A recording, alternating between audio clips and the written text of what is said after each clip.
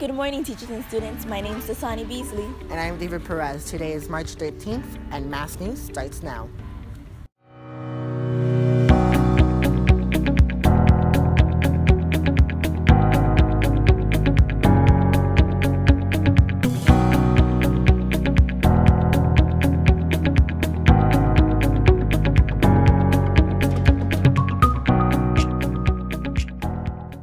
It's that time of year. Last week, students started testing. So tell me, how do you prepare for these tests? Here's School News with more information.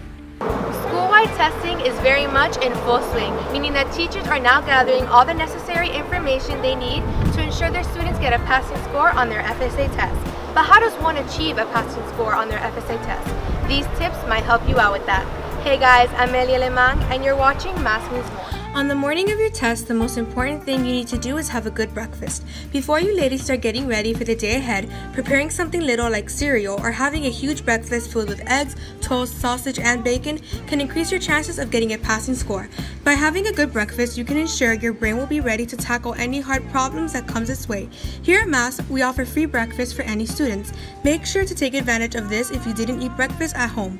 Whether you like cereal or toast, our school has it all. Teachers recommend that their students get a good night's rest the night before their test. By going to bed early, you can ensure you will wake up feeling refreshed. It's also very important to review any notes or study what your teachers have given you prior to taking the test. Oftentimes, reviewing your work can help you refresh your memory and improve your test-taking abilities. Reviewing your notes for even 15 minutes before you take your test can have a major impact on your overall score. Make sure not to look like this on the day of your test. Even if you are scheduled for an afternoon session, you want to make sure you're not going to get hungry during your test. Grabbing something from the vending machine or bringing a little snack from home can help you out with that. My name is Jonathan Corrales. I'm in the 10th grade and I'm in the Tech Magnet. In order to prepare for the FSA writing test, you should practice a lot, either with the essays your teacher signs or at home on your own. And you should try to get a good night's rest the day before, wake up early, get a good breakfast. Regarding anything that has to do with testing for college or any university, you need to have an SAT or an ACT score. So it does affect you as far as your entrance. Again, there are some schools that are test optional, which means that if you have a really strong GPA, then they will look at that. If you feel that you're maybe not a great test taker and that school is test optional, you don't have to turn in your SAT or ACT. However, most universities, state schools still require that. So really your GPA, the courses that you take, and if you can test high enough and be a stronger test taker, those all things together combined will allow you to get into the schools that you want. As you can see, preparing for a test can be very stressful, but by following these simple yet manageable rules, you can ensure you will pass your test with flying colors. Thanks for watching Mass News More. I'm Amelia Lemang, signing out. Here at Mass, we're a very diverse school, especially Switzerland Art School.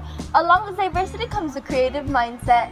Today we interviewed two Mass students about their very own conspiracies about Mass's teachers. The possibilities are endless, so what would they come up with? Hey guys, I'm Mia Rodriguez and you're watching The Conspiracy Theorists.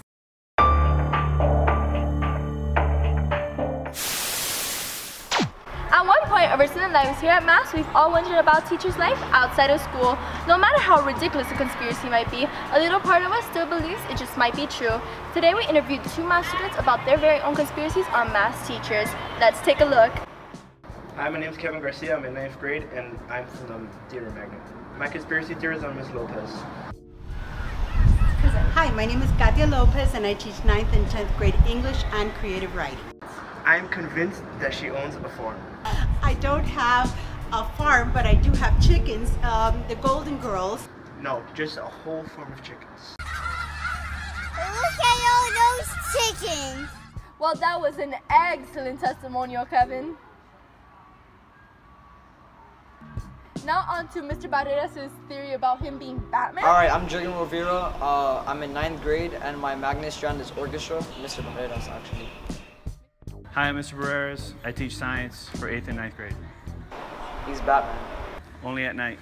I think he's Batman. Gotham, I'm here for you. I think he's Batman.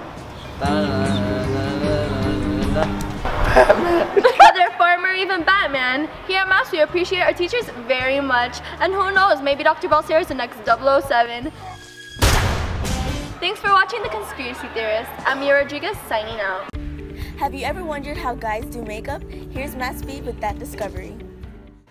Makeup has taken social media by storm, especially with its latest male makeup artists.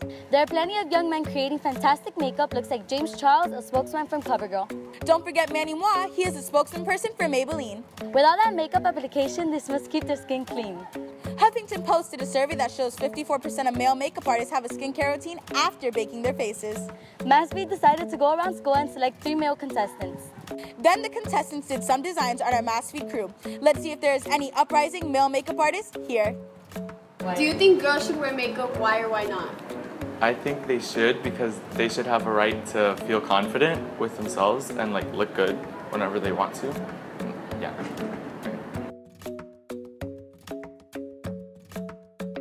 You can start now. I'm so sorry. Damn, contour on feet. I want to try this. Yeah, oh my god. Please tell me you have makeup remover. Wait, we don't have makeup remover? Yo, you should. Go, smile. Smile. Why do you think girls spend so much time doing their makeup? Because there's a lot of things that go into makeup. Like, you can't just paint stuff on your face and like add lipstick. No, you gotta like put detail into that. You know, you can't just like wing it. But you could wing it because like there's wings. So your time begins now.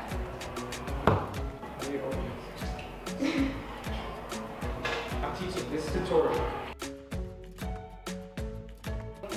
You need a lot of highlight. You look pretty.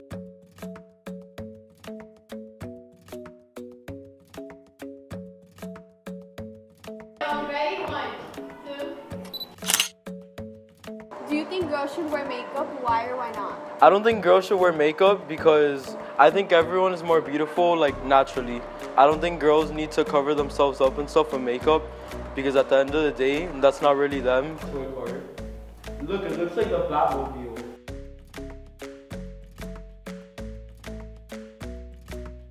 Now we're gonna You look like the fish on Shark Tank. Is that okay. Yeah. So now we're gonna... Rebecca, I don't think you've ever looked more beautiful. Now we're gonna do your eyebrows. We're going for that American flag type of look. So you know that's 24-hour news. Jeffree Star, who?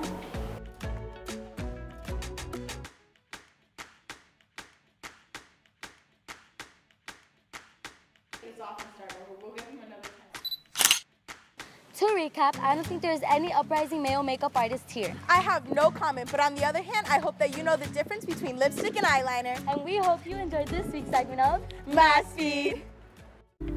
Dress in green in celebration of St. Patrick's Day for only $1 on March 17th. On Tuesday, March 14th, we'll have a Pie Day assembly in the cafeteria. The following teachers are the teachers nominated to get pied in the face. They are Mr. Del Rio, Mr. Santino, Miss L. Rodriguez, Dr. Bacero, Mr. Suarez, Miss Diaz, Mr. Gutierrez, Miss Puente, Miss Brito, and Mr. Moya. Make sure to pay $1 to see these teachers get pied in the face. Remember Hugh Jackman's role in the movie Wolverine? Well, he's not done yet. Hugh is back with his last movie Logan, which is set to release on March 3rd. Having said coming out on March 3rd, the movie Logan the Wolverine is set to have a huge impact in the box office. Logan is an action drama sci-fi movie in which Hugh Jackman's character Logan is in the future caring for allying Professor X in a hideout on the Mexican border. While trying to hide from the world and his legacy, a young mutant arrives needing his help after being sought by dark forces. Logan is the first X-Men movie to be rated R due to language and violence. The movie was directed by James Mangold and was filmed in Rio Rancho, New Mexico. Of all the X-Men movies, what would be a reason to think that this one will be the best? I would say that the reason this one will be the best was because the recent X-Men films weren't really that great, and because this movie just looks R. It's rated R, which is the Wolverine character. He's a much more dark and gritty character than every other X-Men character, really. So I think that's why this movie would be the best. Based on the trailer, what's the reason to be looking forward to watching the movie? I would say the big reason to look forward to it is because it doesn't even look like a comic book movie. It looks more like a Western. It just looks completely different than what we're usually seeing. And it's a departure for Hugh Jackman being Wolverine. So I would say that's why. This being Hugh Jackman's last X-Men movie, what would be a reason to think that he will exceed in portraying his role?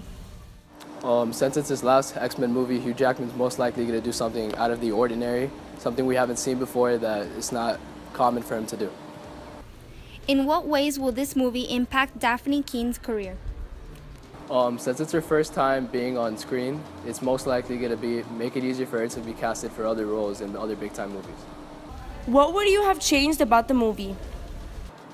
The movie I thought was spectacular. This is the first time I would say I've seen a superhero movie where I would change very little. The only thing I would change, the movie felt very realistic in the first 2 acts, but in the finale, they introduce a character who has a very comic booky power, which I understand it is an X-Men movie, but it was too cute.